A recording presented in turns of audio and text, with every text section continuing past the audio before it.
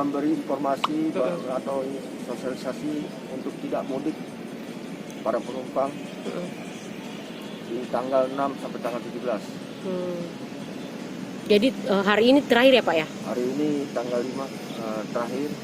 Tadi kita sudah memulai para penumpang bagian. Oh jadi hari ini masih melayani pemudik ya sampai Ada, batas ya. tanggal 5. Kemudian Bang, di hari terakhir ini apakah banyak pemudik Bang dari Bulukumba ke Selayar? Dari Selayar, dari Bulukumba ke Selayar, Iya. ada. Sekitar 100-an orang. Itu masih normal atau dikatakan banyak Bang?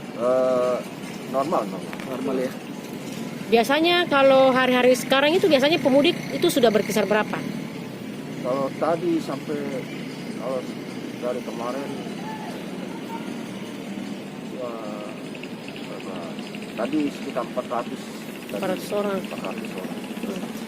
Bang, semenjak Ramadan ini sampai Sekitar ada Persen. nanti meliput sampai enggak? Jelang peniadaan mudik besok Bang, ini tidak ada lonjakan penumpang dari Bira ke Selayar ataupun sebaliknya Bang ya? Tidak ada besok pelayanan penumpang. Tidak ada peniadaan. tapi hari ini ada tidak Kalau lonjakan? hari ini tidak ada lonjakan ya? Tidak ada. Tidak ada lonjakan. Normal saja Pak ya? Normal ya.